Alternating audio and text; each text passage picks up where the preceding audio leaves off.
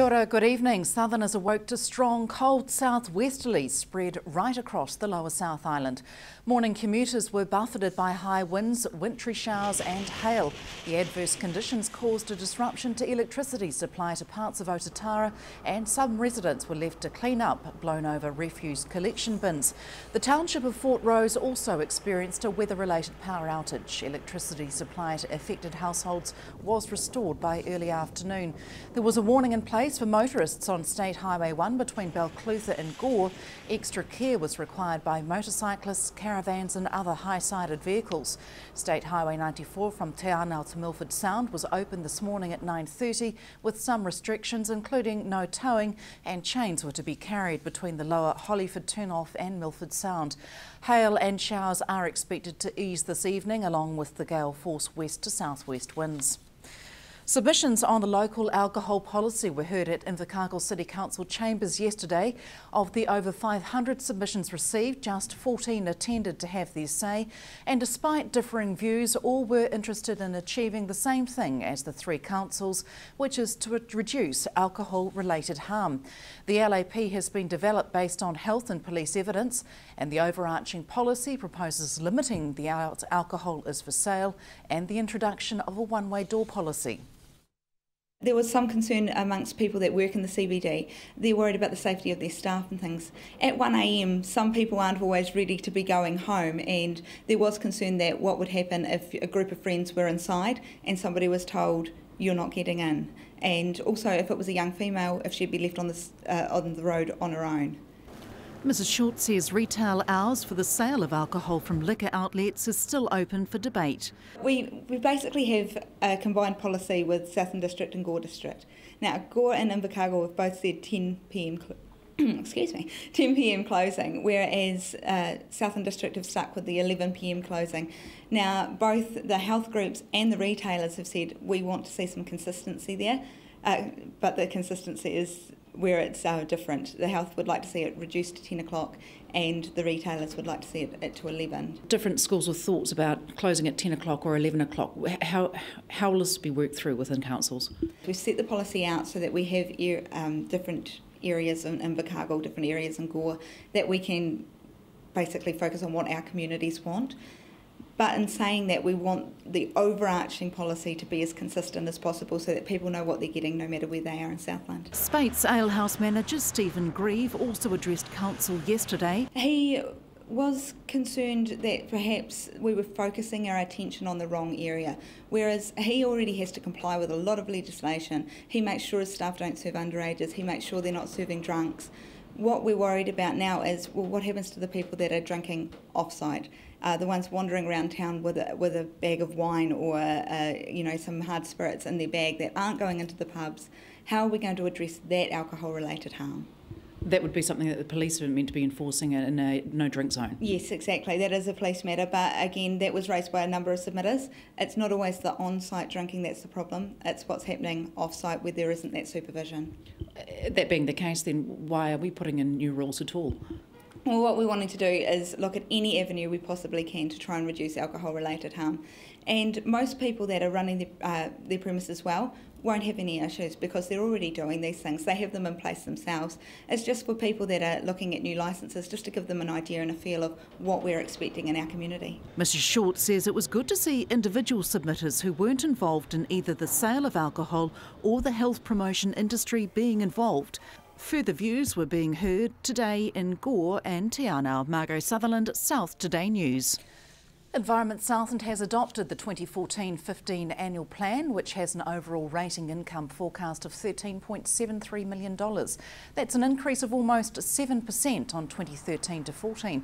Changes agreed to by Council at a meeting in late May have been incorporated into the annual plan and include a $100,000 grant to the Bluff Coast Guard fundraising campaign for a replacement vessel, which comes from the 2014 Southport dividend. Venture Southland have received an award as a provider of the New Zealand Business Mentors Program for top service delivery for a small to medium-sized region. The award recognises the high quality of work by volunteers and feedbacks measured from clients who vote based on the service received. Venture says the award's a reflection of the high quality business leadership the mentors provide to help small to medium-sized businesses. The program has 40-odd mentors volunteers in the South, and Venture matches mentors based on their experience and skills to tackle issues like expansion, HR challenges and systems. What we have with Huey is a trade background and a lot of business experience that relates to our situation. So you've been seeing Huey for just over a year. What have the results been like for you? Well, we're still working with Huey. We're really pleased with the help that he's given us and the directions it's taken us in. So has your mentor been able to identify things that you would never have come across or considered? I think so, yes, and probably one of the key things is, and I imagine it's the same with a lot of businesses, is time management. Huey, you've been involved in the mentoring through Venture Southland for how long, and what prompted you to get involved? 2 years is the time I've been with Business Mentor New Zealand. My main reason was to give back what was given to me. I had people who helped me develop my business skills, and I thought, well, I would like to give something back. And also, I'm a bit of a workaholic, and I've retired and decided time to get back out of retirement again. Most people go into business because they're good at what they do. They fail in business because they don't know how to manage what they do, and that's where I can give them the skills. Stay with us. Up after the breaks next, national recognition for a local archive and the weekend's great chicken rescue.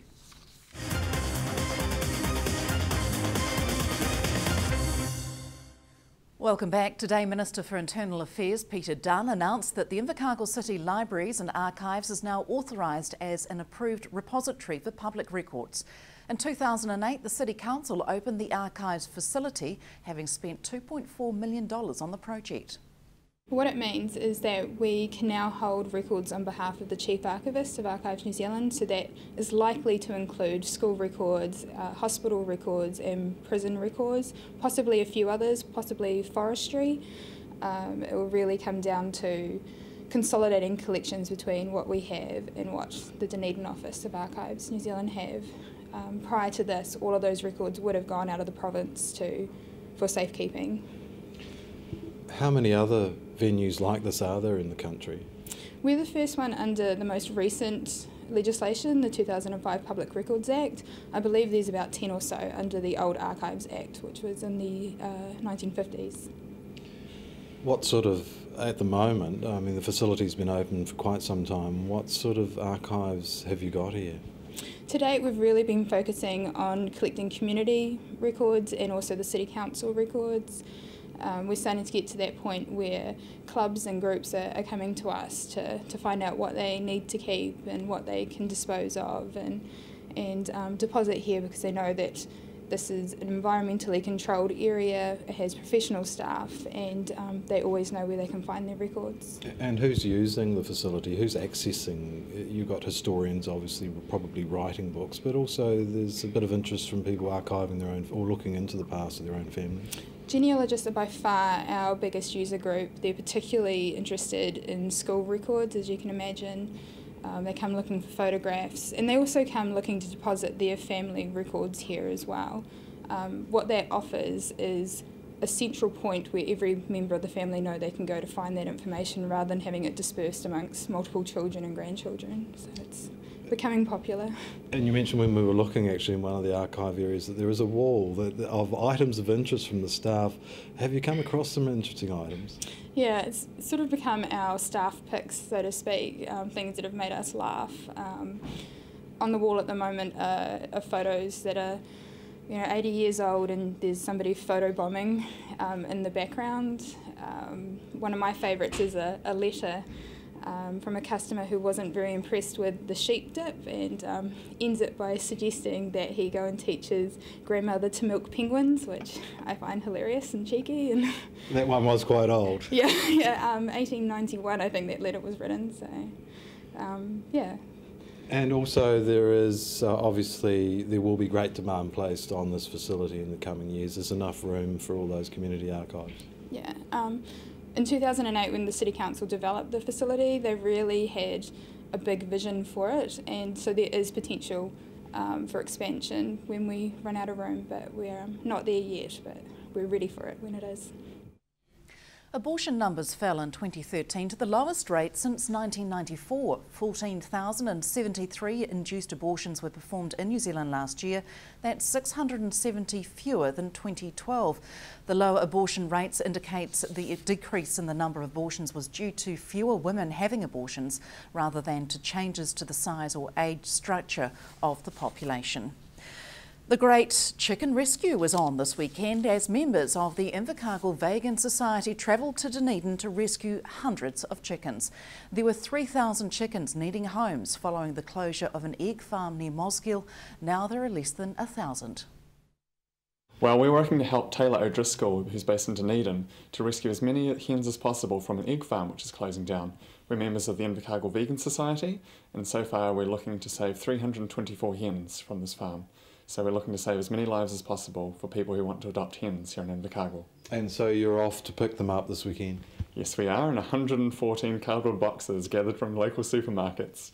So it's quite a mission and we're looking forward to it. It's great that these hens can be found safe homes here in Invercargill. Now, you yourself aren't keeping the hens for eggs because you're a vegan, but it is all about preservation of animal life. Yes, it is. We're looking to save as many as possible, and we think it's great that they can go somewhere nice. They've got many years ahead of them. Now, you've obviously got a full truckload coming down.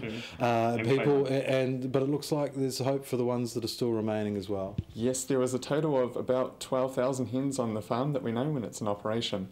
And so far, when we got started, there were 3,000 hens needing homes. Now there are less than 1,000, and more people are picking them up based on the Mosgiel farm, so people can go up and collect them from the farm. And so you guys will always be keeping an eye out. How often does this sort of thing happen that farms close down or you are put in a position where you have to rescue birds? That they allow us to save the hens is quite rare, so we're really making the most of this opportunity to save as many birds as possible. Our poultry correspondent Hunter Andrews reporting there, and that's it from us this rather chilly Thursday. Sport is along after the weather next from the news team. Good night.